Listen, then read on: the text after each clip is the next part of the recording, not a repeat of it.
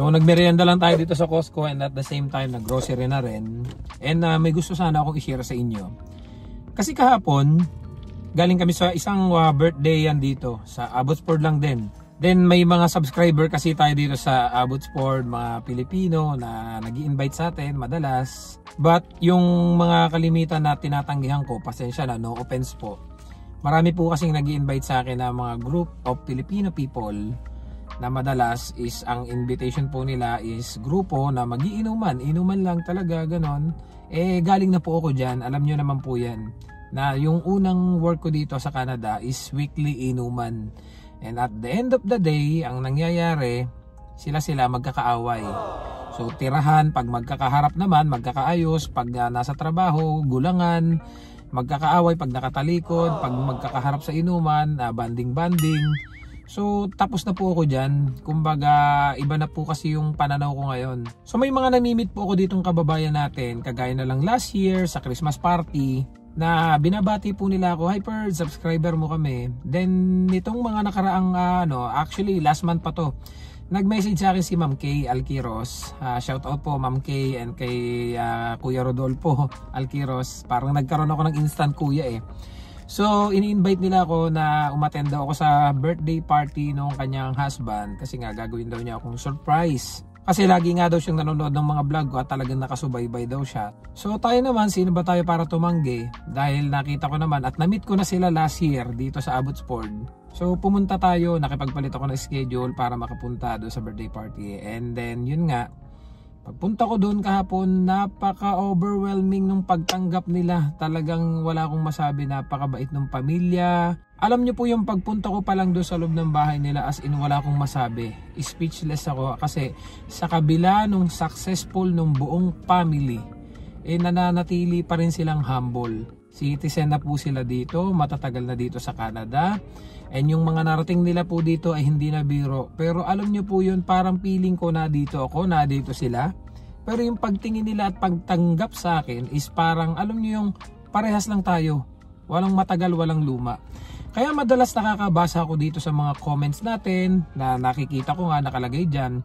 Nasabi ng iba, yung matatagal na daw sa Canada, mayayabang, kung tumingin daw mula ulo hanggang paa. Ito naman po no offense do sa mga bagong dumarating dito. Kasi ito naman po i-based on my experience dahil may kanya-kanya naman po tayong mga experiences dito. So nung dumating po ako dito, kalimitan po sa mga bago na na-encounter ko, yun po yung mayayabang. Kalimitan yung iba, wala pang 6 na buwan, hindi ko makakalimutan. Merong 6 na buwan pa lang dito akong nakasama. Na feeling ko 10 taon na dito sa Canada. Nagrabe niya akong diktahan, utusan, mga bagay na akala ko narating na niya dito sa Canada, which is mas marayo pa pala yung mga nararating ko. Yung mga bagay na pag itinuturo niya sa akin, ganun dyan. Ang parang feeling ko, alam na alam niya yung istorya sa buong Canada. Yung pala, minsan wala pa siyang napuntahan doon sa mga lugar na yon at mas malalayo pa yung napupuntahan ko. Dahil nung mga dumating yung mga panahon na kailangan niya yung tulong ko sa akin siya lumalapit, doon ko na-realize na yung mga kayabangan na ginawa niya sa akin, sabi ko, akala ko nakapunta na siya doon. Kasi tinuturo niya sa akin, pati yung pag-apply sa job bank, wala siyang alam sa job bank, paano daw papasok sa ganitong job site, sa ganito, paano maghahanap ng LMIA. Sabi ko, tamo nga naman ng tao, pag kailangan yung tulong mo, bumabait. Pero nung time na bago ka lang, syempre, ako kasi pag bago po ako sa isang trabaho o sa isang workplace, talagang nakikisama po tayo. Kailangan nating utos-utusan nyo na ako. Kumbaga, ipagawa nyo, ipagagawa nyo, susunod ako sa inyo. Kaya nga lang yung iba, abusado at kalimitan doon sa mga nakasama ko. Kung sino pa yung matatagal, sila yung humble. Kung sino pa yung mga talagang bago pa, yung mga ilang buwan pa lang, sila pa yung mayayabang. At kalimitan naman po ng mga nakakasama ko dito na citizen na, permanent resident na, mas marami po ako natututunan. Mga advice na talagang makakatulong sa pamumuhay mo dito sa Canada. Dahil yung mga sharing of experience po nila, kagaya na lang nito ni Ate Rose Fernandez. Hindi ko makakalimutan nung dumating ako dito na pinagsabihan niya ako na huwag kang tutulad dyan sa mga kasama mo. Na wala pang 2 years, hindi pa nakaka-apply ng PR, puro brand new car ang tinira. Mag second hand ka lang, Ferds, unahin mo ang bahay, mag-ipong ka. Dahil ang bahay dito, tumataas ang value. Ang car, paglabas mo pa lang sa dealership, bagsak na ang presyo. So sinunod ko po yun at totoo nga naman talaga dahil iba yung may ipong ka dito. Dahil kung ano't ano man ang mangyari sa trabaho mo, kung halimbawa na lay off ka, may pera ka magagamit pang-apply at makakapaghanap ka ng panibagong LMIA. So kung na-lay off ka at may binabayaran kang sasakyan, may inuhulugan kang sasakyan, so mababakante ka ng trabaho, wala kang panghulog sa sasakyan. Kaya nung nakarating po kahapon doon sa birthday party ni Kuya Rodolfo Alquiros, actually tinuturing ko siya para sa akin na nakakatandang kapatid, parang kuya. Kasi ganun po ako talagang magtrato ng tao eh. Yung kuya kasi, inilalaan ko yan doon sa mga tao na talagang alam ko na mas may edad sa akin at masasabi kong mas may napupulot akong mga aral. Alam niyo po nung unang meet pa lang namin kahapon, talagang hindi na siya nauubusan ng kwento. Pagpasok ko doon sa bahay, na-amaze ako kasi ang laki ng bahay niya, ang ganda ng bahay niya, talagang ika nga ay masasabi kong successful na siya dito sa Canada. And then nung itinur niya ako doon sa loob ng bahay niya at na-share niya sa akin yung mga pinagdaanan niya dito, kaya pala siya napasubscribe sa akin kasi nakaka-relate siya doon sa mga sinishare kong experience dahil tama nga daw yung mga sinasabi ko sa vlog ko na dapat ganito, mag-ipon, mag-unahin ng sasakyan, unahin ng bahay, unahin ng ipon dahil na-share niya sa akin yung mga pinagdaanan niya. Actually, magsiset kami ng isang araw na i-interviewin ko siya at babalik ako doon sa bahay nila para ma-share sa inyo mga kababayan natin yung mga pinagdaanan niya dito sa Canada. So na-share niya lang sa akin yung ilan-ilan kasi may dumarating siyang bisita at ayoko din naman gumawa ng vlog doon sa birthday party dahil ayokong agawin yung moment niya dahil birthday nga po niya. Ang gusto ko, mag-enjoy lang doon, kumain, magkwentuhan dahil yun talagang normal na ginagawa. Ayoko naman ng puro vlog pa rin. So na-share nga niya sa akin, dumating daw siya dito is a registered nurse.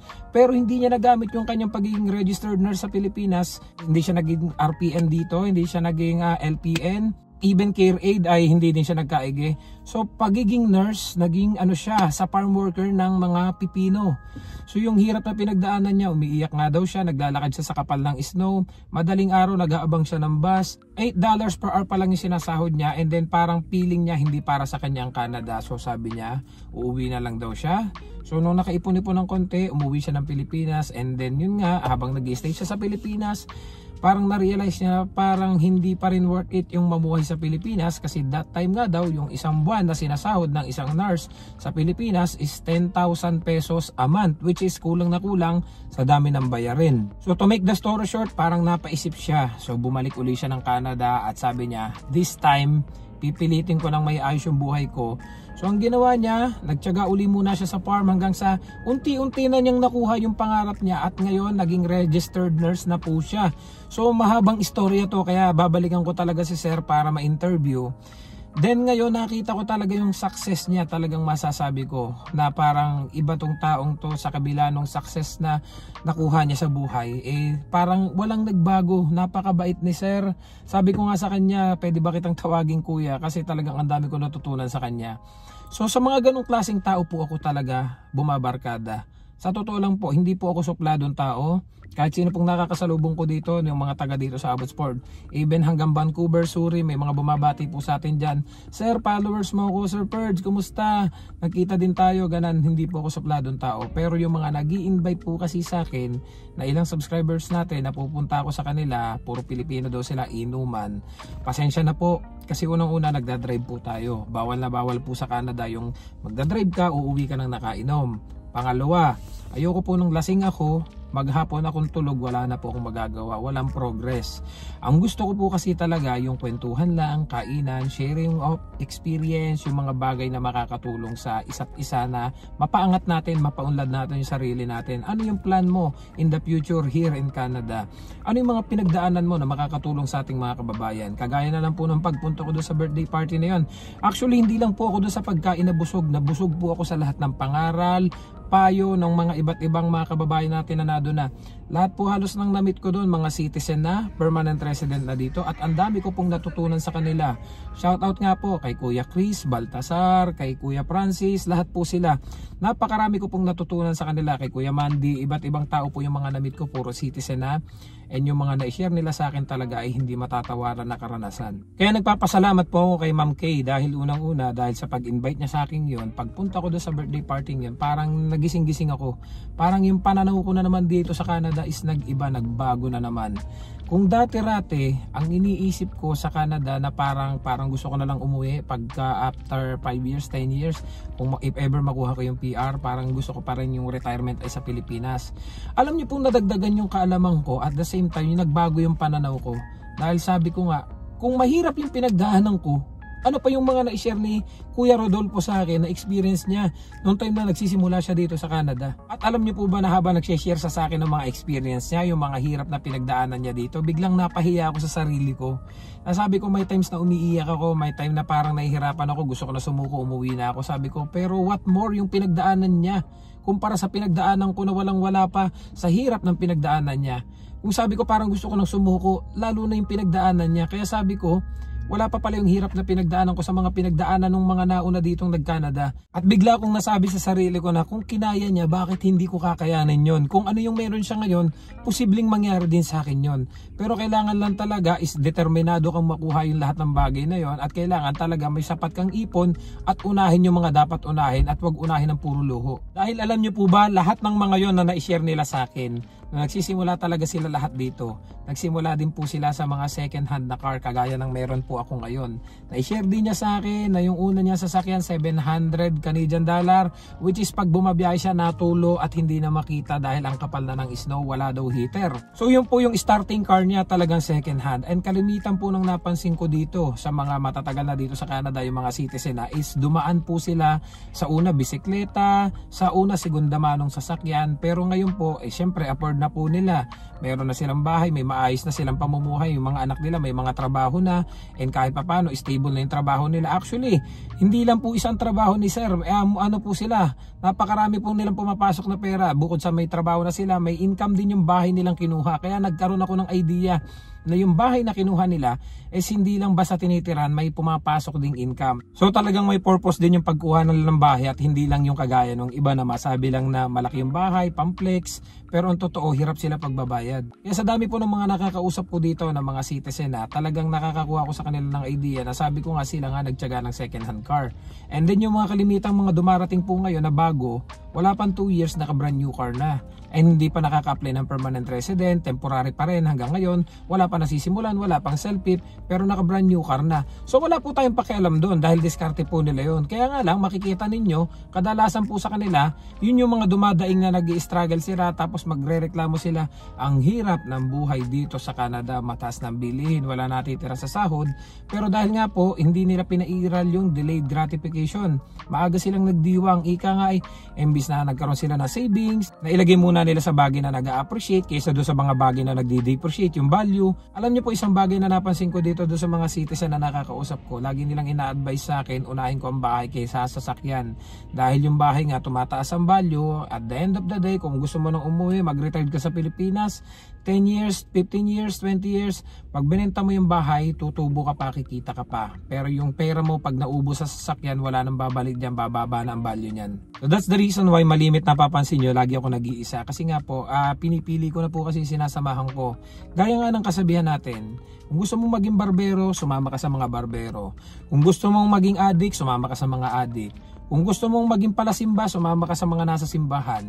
Ay sumasama po kasi ako ngayon ay doon sa mga kagaya po niya, may nag-i-invite na mga ganong citizen, may mga natututunan tayo, sharing of experience, yung mga pinagdaanan nila dito sa Canada. Kasi alam ko po, marami po ako matututunan doon.